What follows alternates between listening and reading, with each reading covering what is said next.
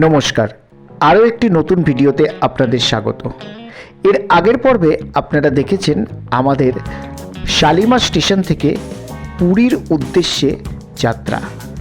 জগন্নাথ এক্সপ্রেসে করে কাকভোরে পুরী পৌঁছানো, পুরী পৌঁছে আমাদের হোটেল খোঁজা এবং হোটেলের রুম, এই সবই আপনারা দেখেছেন।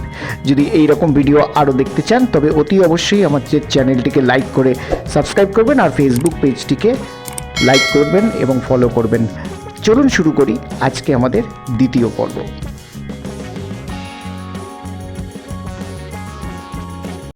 Good morning from Puri.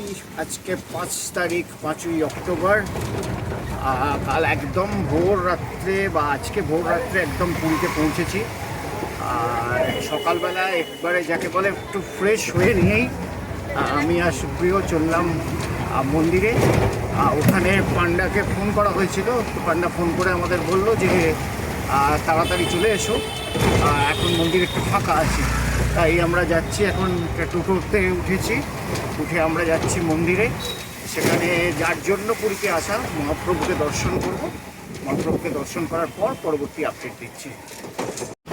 এই মুহূর্তে পুরীতে ওয়েদার ফোরকাস্ট বলছে আজকে বিক্ষিপ্তভাবে বৃষ্টি এবং বজ্রপাতের সম্ভাবনা রয়েছে। তাই যতটা তাড়াতাড়ি সম্ভব আমরা মন্দিরে পৌঁছে মহাপ্রভুকে পুজো দেওয়ার চেষ্টা করছি। এসে গেছি একদম জগন্নাথ মন্দির। বেশ ব্যস্ততা সকাল সকাল মন্দিরে, একদিকে পুণ্যার্থী, ওদিকে পুজো দেওয়ার পর খাওয়া, রাস্তার জ্যাম, সব মিলিয়ে পুরী আছে পুরীতেই।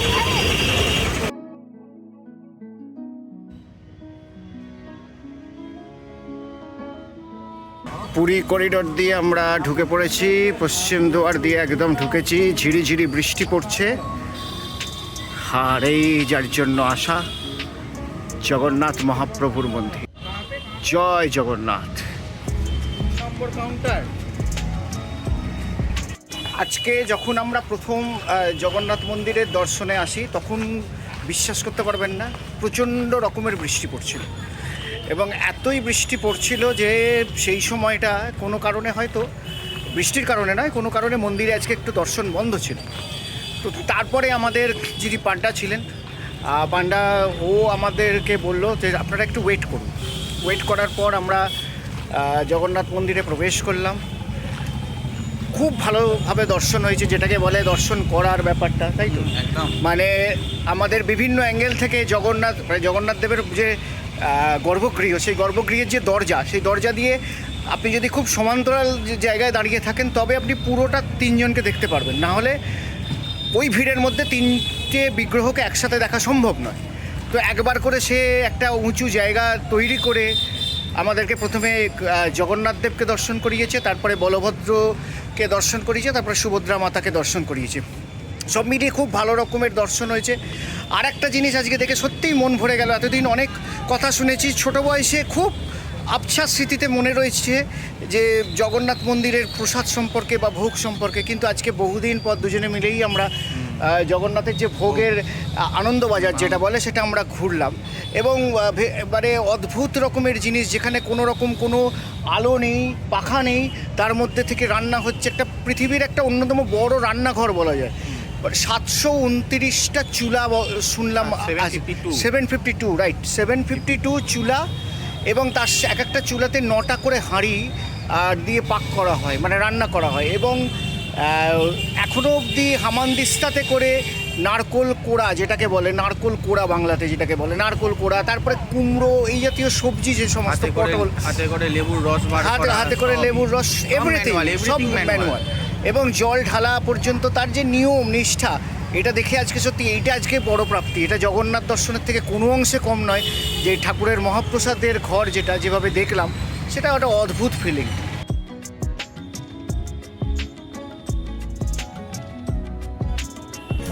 জগন্নাথ মন্দির দর্শন করে আমাদের হোটেলের রাস্তায় ফেরা এবং ফেরার আগে যথারীতি ব্রেকফাস্ট ছাড়া। এসে গেছে ব্রেকফাস্ট, পুরি আর সবজি। কত করে প্লেট বলছে? 20 টাকা। কটা কচুরি আছে? 4টে দেখতে পাচ্ছি। 4টে। কচুরি তো তরকারিটা খেলাম, কচুরিটা ভালো, তরকারিটা একটু মিষ্টি মিষ্টি। আমার ভালো লেগেছে, আমি বেসিক্যালি প্রচুর পছন্দ করি মিষ্টি মিষ্টি তরকারি। আমার একটুখানি মিষ্টি তরকারি কম পছন্দ করি। কচুরি তরকারি শেষে একটু মিষ্টি মুখ না করলে হয়। আর মিষ্টি মুখ বলতে পুরীর বিখ্যাত ছানা পোড়া। ছানা পোড়াটা যেটা খেলাম টেস্টটা খুব ভালো, কিন্তু আরেকটু মনে হয় একটু শক্ত হলে ভালো, একটু লুজ, একটু এটা আছে। ওভারঅল ভালো। ব্রেকফাস্টের পর হোটেলে ফিরে আমাদের গন্তব্য ছিল সমুদ্র স্নান। তাই গৌরবাদশাহীর গলিগলতা দিয়ে গিয়ে সোজা মেরিন ড্রাইভ রোড, এবং তখন পুরীতে কিন্তু ঝিরিঝিরি বৃষ্টি, অনন্ত অকুল জলরাশি। আর আজকের এই বৃষ্টি বিঘ্নিত ওয়েদারে সমুদ্রে চান করাটা একটা আলাদা ব্যাপার।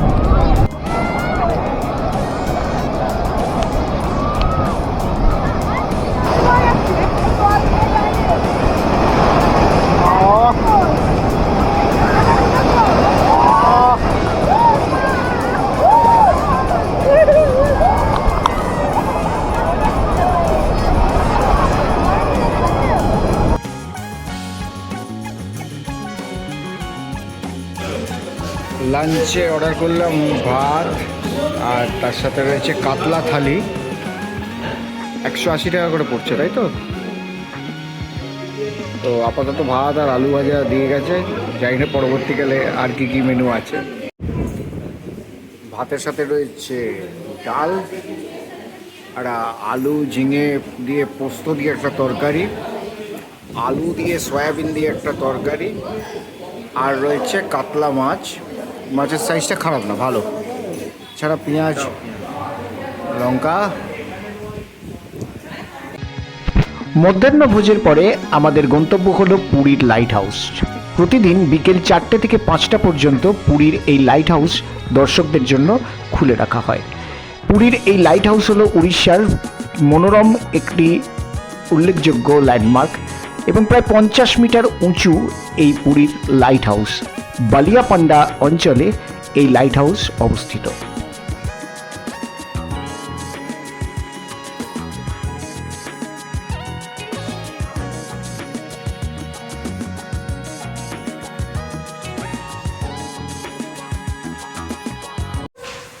সিঁড়ি ভেঙে ভেঙে উঠতে হচ্ছে। এখানে কোনো লিফটের ব্যবস্থা নেই, কিন্তু জায়গাটা পরিষ্কার।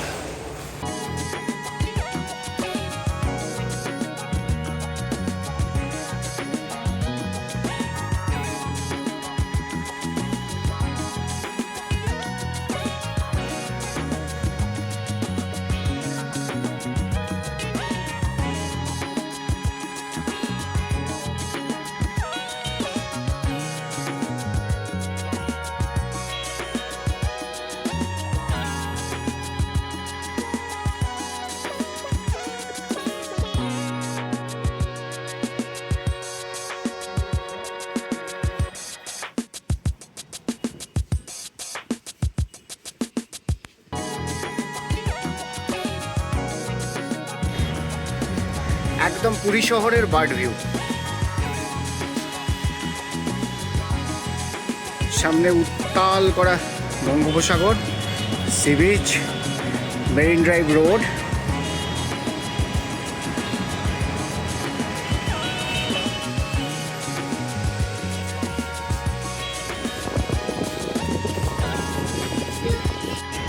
জগন্নাথ মন্দির, আর এই পুরীর sea beach light house.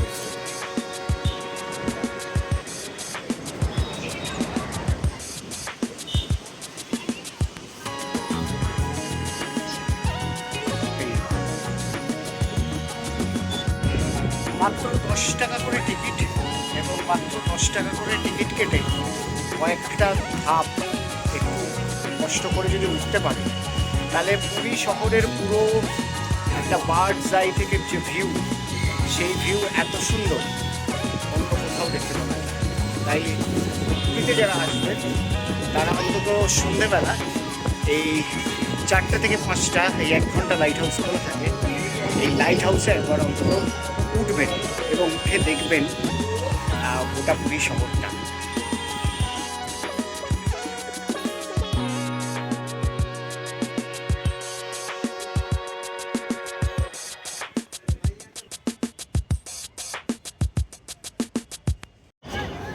Light house দেখে এলাম একদম পুরীর মন্দিরের সিংহদ্বারে।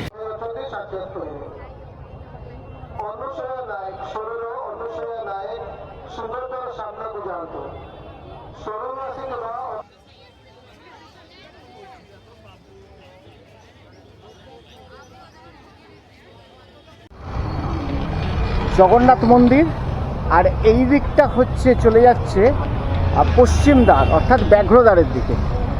আর এই জগন্নাথ মন্দিরের ঠিক পশ্চিম দ্বারের দিকে এই যে রাস্তাটা, এই রাস্তাটা বাঙালি তথা ভ্রমণ পিপাসু মানুষের খুব ইন্টারেস্টিং, খুব প্রিয়, খুব আপন একটা রাস্তা। খুবই ব্যস্ততম রাস্তা পুরী থেকে। এই রাস্তাটা মন্দির থেকে একদম স্বর্গদ্বারের পথে কানেক্ট করছে। এবং সামনে যেহেতু পুরীর বিখ্যাত, পুরীর যে জন্য পুরীর মহাপ্রসাদ বা এই খাজা, সেগুলো এখানে বিক্রি হচ্ছে। দেখুন সব দোকান। আমরা এগিয়ে যাচ্ছি। এখানে কিছু ধর্মশালা রয়েছে, আর রয়েছে পুরীর উল্লেখযোগ্য কিছু মিষ্টি। এখানে রাবড়ি, রসগোল্লা, ছেনার পায়েস।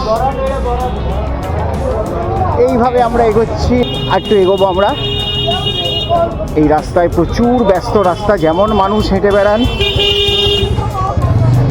এই দেখুন পুরীর উল্লেখযোগ্য মিষ্টি দেখতে দেখতে ছানার মুরকি, রাবড়ি, মালপোয়া, রসগোল্লা, ছানার পায়েস ইত্যাদি মিষ্টি। রাবড়ি কত করে?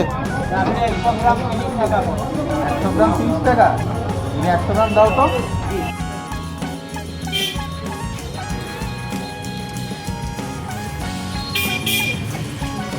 কেমন? ভালো খেতে। আমাদের কলকাতার রাবড়ি থেকে অনেকটাই আলাদা। এটা একটু পাইস টাইপের, একটা কম মিষ্টি। ভালো খেতে। প্রসাদী।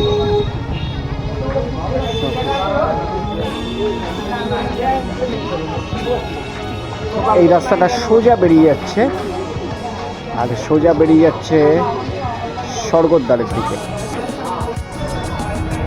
সোজা এগোতে এগোতে ব্যস্ততম রাস্তা, এবং প্রচুর দোকানপাট রয়েছে। খাবার হোটেল থেকে মিষ্টির দোকান, এমনকি পুজো দেবার সামগ্রী, পুরীর বিভিন্ন হ্যান্ডিক্রাফটস বা সুভেনিয়ার শপ যেটা বলা হয়, অর্থাৎ ওই প্রিয়জনদের পুরী থেকে দেওয়ার কিছু স্মৃতি চিহ্ন হিসেবে আপনি দিতে পারেন, সেরকম জিনিসও এখানে বিক্রি হচ্ছে। সামনে পথ চলতে চলতে যে জায়গাটা এলাম, সে জায়গাতে এই যে পেন্টিংগুলো বিক্রি হচ্ছে, এগুলো এই উড়িষ্যার রঘুরাজপুরের সমস্ত হ্যান্ডিক্রাফট। এই যে দেখুন, পর্যটক যেহেতু বেড়েছে, তাই জন্য পুরীতে খাবারেরও একটু স্বাদ পল্টেছে। এবং দেখুন ফাস্ট ফুডের দোকান এখানে হয়েছে। এই হচ্ছে করতে করতে আমরা এলাম রাধাকান্ত মঠ, গম্ভীরা মঠ। সেখান থেকে আর একটু এগোবো। এই দেখুন পুরীর মহাপ্রসাদ বিলি হচ্ছে এখনো হোটেলে হোটেলে।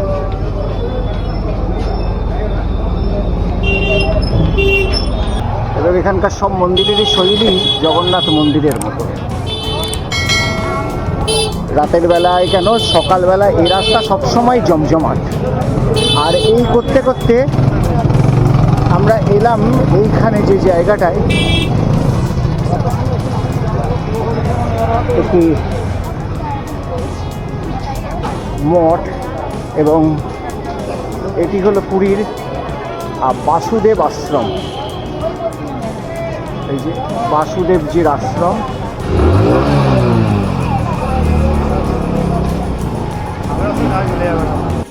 ওই দূরে পদ্মিনী লজ, আর তার পাশেই রয়েছে সারস্বত ভক্ত নিবাস। এখানে প্রচুর এই ধরনের ধর্মীয় যে প্রতিষ্ঠান সেরকম রয়েছে, সেখানে থাকারও ব্যবস্থা রয়েছে। আর আমাদের আদিম পুরুষদের অবস্থা দেখুন, সমানে দাপিয়ে বেড়াচ্ছে, এবং একটা দুটো নয়, বেশ অনেকগুলো মানুষ যাচ্ছে। আর এই করতে করতে আমরা এসে উপস্থিত হয়েছি এই যে এই দিকের রাস্তাটা, এইটা চলে যাচ্ছে শঙ্করাচার্য মঠ এবং বিধবা আশ্রমের দিকে। আর এই জায়গাটা হলো ভারত সেবাশ্রম সংঘ প্রণবানন্দ বিদ্যা মন্দির, এটি স্কুল বাড়ি। আর একটু এগোলেই ভারত সেবাশ্রম সংঘ।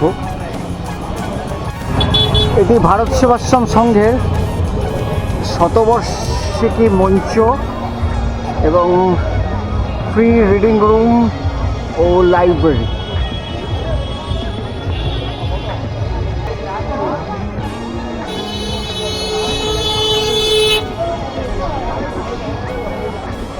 চারিদিকে এখানে মানুষের কিন্তু কনফিউজ হওয়ার প্রচুর জায়গা রয়েছে। আমি এই পথেতেই দেখলাম অনেকগুলো গাঙ্গুরাম সুইটস, অনেকগুলো নৃসিংহ সুইটস। কে বলছে আদি, কে বলছে নব্য, মানে সেই রাজনৈতিক দলের মতো এখন পশ্চিমবঙ্গে যেরকম আদি নব্য এই কালচারটা এসছে, সেমনি এখানেও আপনি বুঝতে পারবেন না খুবই আসল আর কে। এই করতে করতে আমরা এসেছি ভাসুর ভাদ্র বউ কুয়া, এবং এটা একটা মঠ। আর এই দেখুন আরেকটি গাঙ্গুরামের দোকান। আর এই জনবহুল রাস্তায় জনমানুষের মধ্যে হাঁটতে হাঁটতে চলে এলাম যে জায়গাটা, সেই জায়গাটা পুরীর বিখ্যাত ভারত সেবাশ্রম সংঘ। এই ভারত সেবাশ্রম সংঘ, এখানে থাকাও যায় এবং স্বামী প্রণবানন্দজির আদর্শে গড়ে ওঠা এই ভারত সেবাশ্রম সংঘে নিত্যদিন এখানে সাধন ভজনও হয়। আর আমরা এগোবো। আর এই করতে করতে এই রাস্তাটা একদম এসে ওয়াইয়ের মতো হয়ে গেছে। আমরা চলে এলাম পুরীর যে স্বর্গদ্বার মার্কেট, সেই মার্কেট পেরিয়ে একদম মেরিন ড্রাইভ রোডে। এবং যে রাস্তা শেষ হচ্ছে, এদিকে দেখুন হোটেল নীলাচল, এখানে শেষ হচ্ছে একদম এসে মহাপ্রভু চৈতন্যদেবের মূর্তির ঠিক সামনে। রাতের বেলায় নৈশভোজের জন্য মিত্র কাফে রেস্টুরেন্টে যাওয়া। পুরীর বালিয়াপান্ডা আর গৌরবাদশাহীর মাঝে মেরিন ড্রাইভ রোডের উপরেই মিত্র কাফে রেস্টুরেন্ট। সুন্দর অ্যাম্বিয়েন্সে সাজানো এই মিত্র কাফে রেস্টুরেন্ট। শোভাবাজার অঞ্চলের আমরা ছেলে, একদম আমাদের পাড়ার রেস্টুরেন্ট মিত্র কাফে, তার একটা ব্রাঞ্চ পুরীতে, এবং সেই পুরীতে আমরা খেতে এসেছি। আজকে আমরা অর্ডার করলাম বাসন্তী পোলাও আর মাটন কষা, সঙ্গে কোল্ড ড্রিঙ্কস। দেখা যাক খাবারটা আসুক, খেয়ে বলতে হবে কীরকম। আর এই করতে করতে খাবার এসে গেছে। আজকে আমাদের রাতের মেনু বাসন্তী পোলাও আর তার সাথে মাটন কষা।